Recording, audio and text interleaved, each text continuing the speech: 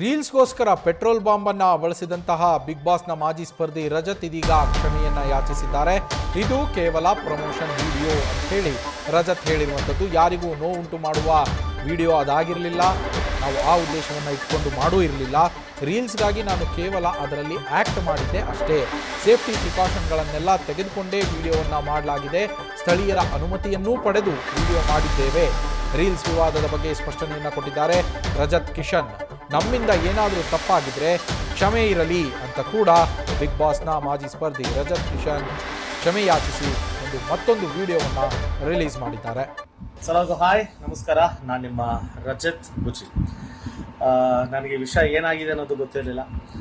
ನಮ್ಮ ಸ್ನೇಹಿತರು ಫೋನ್ ಮಾಡಿ ಈ ಥರ ಒಂದು ಘಟನೆ ಆಗಿದೆ ಅಂತ ಹೇಳೋರ್ಗೂ ನನಗೆ ವಿಷಯ ಗೊತ್ತಿಲ್ಲ.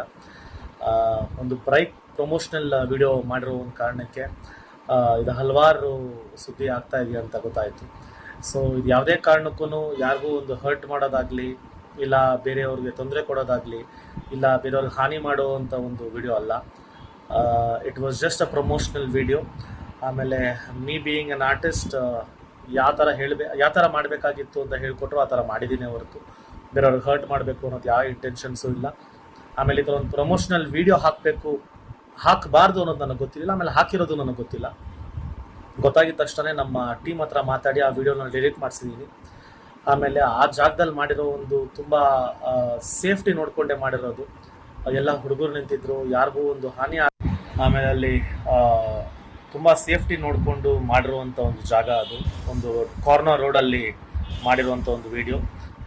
ಕನಕಪುರ ರೋಡ್ ಹತ್ರ ಒಂದು ಮಾಡಿರುವಂಥ ಪ್ರಮೋಷನಲ್ ವಿಡಿಯೋ ಅದು. ಆಮೇಲೆ ಆ ಊರು ಅಧ್ಯಕ್ಷರ ಹತ್ರನೂ ಮಾತಾಡಿ, ಸರ್ ಈ ಥರ ಒಂದು ಜಾಗದಲ್ಲಿ ಮಾಡ್ತಾ ಇದ್ದೀವಿ, ಇಸ್ ಇಟ್ ಸೇಫ್ ಅಂತ ಕೇಳಿಕೊಂಡು ಪ್ರತಿಯೊಂದು ಸೇಫ್ಟಿ ನೋಡ್ಕೊಂಡು ಮಾಡಿರುವಂಥ ಒಂದು ವಿಡಿಯೋ. ಯಾರಿಗೂ ಹಾನಿ ಮಾಡಿಲ್ಲ, ಆಗೂ ಇಲ್ಲ ಅಲ್ಲಿ. ಸೊ ಆ ಥರ ಒಂದು ಪ್ರಮೋಷನಲ್ ವಿಡಿಯೋ ಮಾಡಬಾರ್ದಾಗಿತ್ತು. ಇದು ನಮ್ಗೆ ಬೇರೆ ಇಂಟೆನ್ಷನ್ ಯಾವುದೂ ಇಲ್ಲ. It was just entertainment purpose ಅಷ್ಟೇ. ಆ ಪ್ರಮೋಷನಲ್ ವಿಡಿಯೋ ನಮ್ಮ ಟೀಮ್ ಅವ್ರು ಹಾಕಿರೋದು ನನಗೆ ಗೊತ್ತಿರಲಿಲ್ಲ, ಅದನ್ನು ಡಿಲೀಟ್ ಮಾಡಿಸಿದ್ದೀನಿ. ಆಮೇಲೆ ಅಲ್ಲಿ ಇರೋ ಊರವ್ರ ಹತ್ರ ಎಲ್ಲ ಮಾತಾಡಿ ಪರ್ಮಿಷನ್ ತೊಗೊಂಡು ಮಾಡಿರುವಂಥ ಒಂದು ವಿಡಿಯೋ. ಡಿಸ್ಕ್ಲೇಮರ್ ಕೂಡ ಹಾಕಿದ್ದೀವಿ. ಸೊ ದಯವಿಟ್ಟು ಇದನ್ನು ಒಂದು ದೊಡ್ಡ ನ್ಯೂಸ್ ಮಾಡೋದು ಬೇಡ ಅನ್ಕೊತೀನಿ.